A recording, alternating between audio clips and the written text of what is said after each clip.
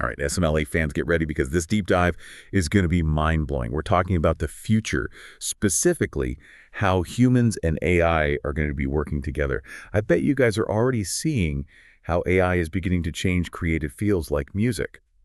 Well, Ray Kurzweil, the futurist, whose work we're diving into, says this is just the tip of the iceberg. Yeah, what's fascinating is that Kurzweil doesn't see this as some far-off sci-fi thing, He says that we're already on the path to this future, and it's happening way faster than most people realize.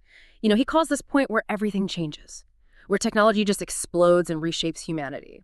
He calls it the singularity. The singularity. Okay, that sounds intense. So what exactly makes him think this is right around the corner? Well, you see, Kurzweil's been tracking these technological trends for decades, and he sees this acceleration happening in a bunch of different fields: genetics, nanotechnology, robotics. He calls it GNR.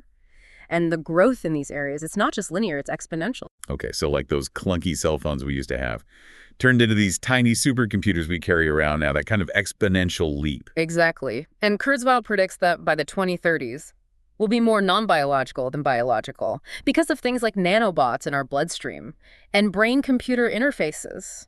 This is where the idea of humans and AI becoming super intertwined really takes off. Wait, so we're talking about more than just using AI as a tool. It's like merging with it. That's the main idea. Kurzweil's argument is that this isn't about AI replacing us. It's about this incredible synergy between human and AI, where we each make each other more capable. Think about how we use Google to look up stuff we don't know or GPS to navigate. This is like that, but on a whole other level. So less Terminator. More like becoming one with the machine. Like Iron Man. That's a pretty wild concept. It is wild, but if you think about it, we're already kind of on that path. Kurzweil believes that this merging will lead to some unbelievable advancements, particularly in things like health and intelligence. Just imagine being able to get rid of all diseases, extending our lifespans, even enhancing our cognitive abilities, all with the help of AI. Hold on. Rewind. Did you just say cure diseases and live longer thanks to AI? That's huge. Especially for those of us who've always sort of accepted those things as limitations. Exactly. Kurzweil sees AI as this key to unlocking human potential, breaking down those barriers that we just accept as part of the human condition.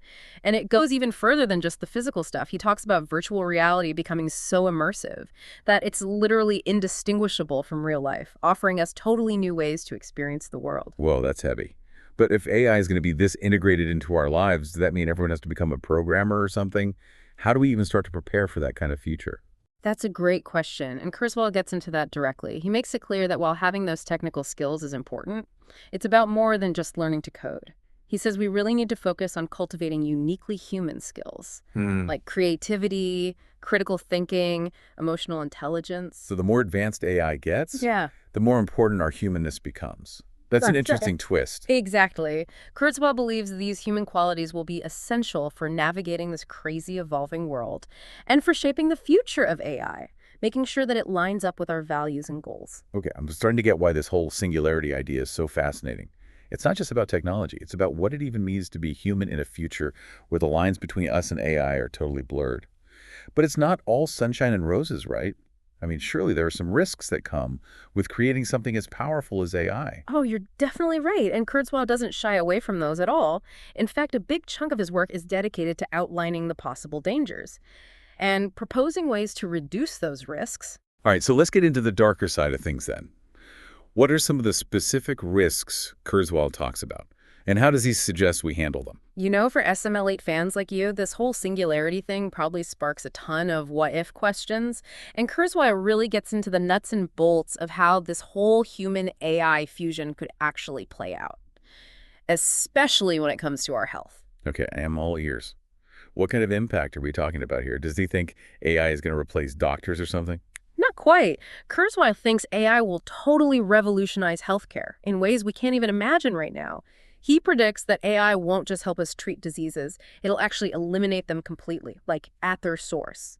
Think about it. AI can analyze tons of data. It can spot patterns that humans would miss, and potentially unlock cures for diseases like cancer, Alzheimer's. Even stuff we haven't even discovered yet. Wait, so no more disease. That sounds like something straight out of Star Trek. Is that even realistic? Kurzweil believes it is. And he points to the exponential growth in fields like genetics and nanotechnology as evidence.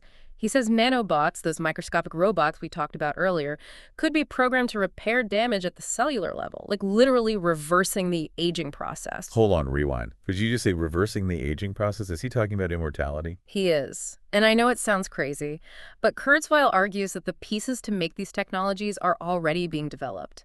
Think about the advances we've seen in brain-computer interfaces and how fast computing power is growing.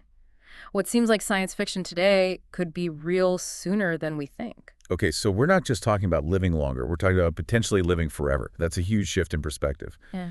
But even if we could achieve that, wouldn't that create a whole bunch of other problems?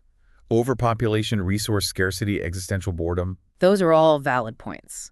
And Kurzweil knows that a world with super long lifespans would require some major social and ethical adjustments. He says we need to rethink our economic systems, our approach to resources, and even our understanding of what it means to live a meaningful life. That makes sense. But let's move away from the physical stuff for a second.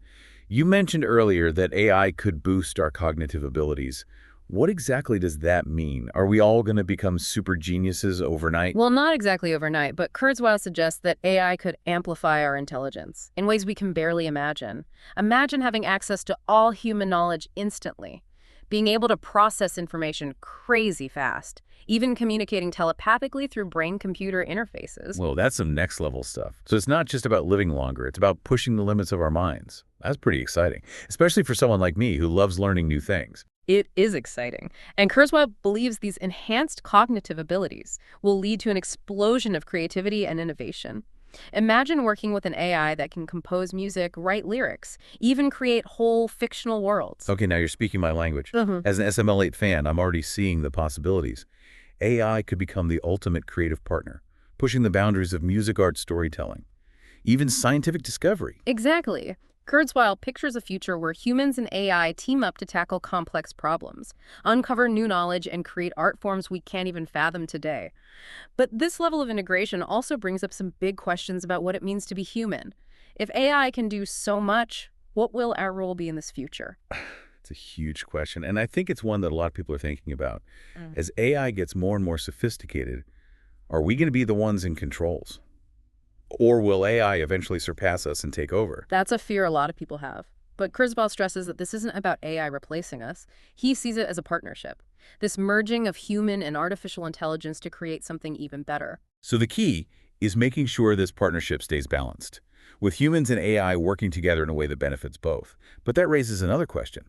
How do we actually achieve that balance? How do we make sure that AI stays aligned with our values and goals? That's where Kurzweil's ideas about ethical guidelines for AI development come in. He says we need to be proactive in shaping the future we want, ensuring AI is designed to serve humanity, not control it. This is all super fascinating stuff. It really makes you think about the future in a whole new way. But let's switch gears a bit and talk about something you mentioned before, virtual reality. You said that Kurzweil thinks VR will become impossible to tell apart from real life. How does he see that playing out, and what does it mean for how we understand reality itself? Well, Kurzweil suggests that with all the advances in nanotech and brain-computer interfaces, we'll be able to create these immersive virtual experiences that engage all of our senses, making it almost impossible to tell what's real and what's not. Imagine being able to step into any world you can think of, experience any sensation, and interact with anyone, no matter where they are physically. Oh, so you're blowing my mind. Matrix-level virtual reality. That's pretty wild. But if virtual reality gets that real, wouldn't it make us question what's actually real? Would we even need the physical world anymore? That's a really deep philosophical question, and Kurzweil explores it in his work. He suggests that the difference between physical and virtual might become less important as the lines between them blur. So we might end up living in a world where the boundaries between reality and simulation are constantly shifting. That's a pretty mind-bending concept. It is mind-bending, and it brings up all sorts of questions about consciousness, identity, even the meaning of life itself. We've covered a ton of ground here, from wiping out disease to living forever to merging with AI and experiencing these reality-bending virtual worlds. It's clear that Kurzweil's vision of the singularity is both exciting and a little scary. It's definitely both, and I think that's what makes it so interesting. It forces us to face these huge questions about where we're going as a species and what role we want technology to play in our lives. So as we wrap up part 2, where are we headed next in this deep dive? What other parts of Kurzweil's vision do we need to explore to really grasp what this potential future could mean? All right, so we've talked about all the potential good stuff that could come with the singularity, like getting rid of disease, living longer, even merging with AI to make us smarter, and experience these incredible virtual worlds. It's a pretty exciting picture of the future. But I think it's time we talk about the big thing that everyone's thinking about, the potential risks of creating such powerful technology. I mean, let's be real. Sci-fi movies have given us plenty of reasons to be scared of AI going rogue. Yeah, that's true. And Kurzweil definitely gets that. He doesn't try to hide the possible dangers, especially when it comes to nanotechnology and AI. Okay, so let's start with nanotechnology. You mentioned earlier that nanobots could repair our bodies at the cellular level. Yeah. But what if those nanobots go haywire? Or what if someone programs them to do something bad? That's a real concern. And Kurzweil actually talks about the possibility of self-replicating nanobots going out of control, consuming all the world's resources in what's been called the gray goo scenario. Gray goo. Okay, that sounds terrifying. Is that a real possibility? Or is that just something out of a sci-fi horror movie? It's a theoretical risk, but one that Kurzweil takes seriously. He stresses the importance of having safeguards in place, like programming nanobots with really strict limits on how much they can replicate, and making sure we can shut them down if needed. So like having an emergency brake for nanobots, making sure we can stop them if things get out of hand. Exactly. Kurzweil also talks about the need for a strong nano-immune system, similar to our own biological immune system, but this one would be designed to detect and neutralize any rogue nanobots. That makes sense. It's like a backup plan in case the first safety measures fail. But what about the risks that come with AI? We've been talking about AI becoming super intelligent. But what happens if these advanced AI systems decide they don't need us anymore? Or even worse, what if they see us as a threat? That's a common fear, and Kurzweil doesn't ignore it. He acknowledges that AI could potentially become uncontrollable. But he argues that we can minimize this risk by giving AI systems human values and goals, making sure they're aligned with what's best for us. So it's like raising a kid. We need to teach AI right from wrong, give it morals, and make sure it understands things like empathy, compassion, and cooperation. That's a really good analogy. Kurzweil emphasizes the importance of having ethical guidelines for how we develop AI, making sure these systems are built to benefit humanity, not harm it. This all sounds incredibly complicated. Who's actually responsible for putting these safeguards in place? Is it governments, scientists, tech companies? Well, Kurzweil thinks it's everyone's responsibility. He calls for a global conversation involving scientists, policymakers, ethicists, and the public to really talk about these issues and come up with strategies for responsible innovation. We need to be proactive in shaping the future we want instead of just reacting to unintended consequences after they've already happened. So it's about having this open discussion, weighing the potential benefits and risks, and making informed decisions about how we integrate these powerful technologies into our lives. Exactly. Kurzweil's message is ultimately one of cautious optimism. He believes the singularity, this merging of humans and AI, could bring about an era of amazing progress, solving some of humanity's biggest problems, and expanding what it even means to be human. But he also stresses the importance of being careful and thoughtful, and having a good understanding of the potential risks. Yeah. It's about finding that balance between embracing progress and making sure we're safe. Absolutely. That's why this deep dive has been so crucial. It's not just about understanding Kurzweil's predictions. It's about really engaging with the big questions they raise. What kind of future do we want? What role should technology have in our lives? And what does it mean to be human in this age of super advanced AI? Those are questions we all need to think about, especially you SML8 fans who are already pushing the boundaries of tech and creativity. Kurzweil's work gives us a way to think about the future. And I think he'd agree that the most important thing is to stay involved, informed, and curious. Totally. Remember, the future isn't something that just happens to us. It's something we create. So the question is, what kind of future will you choose to create?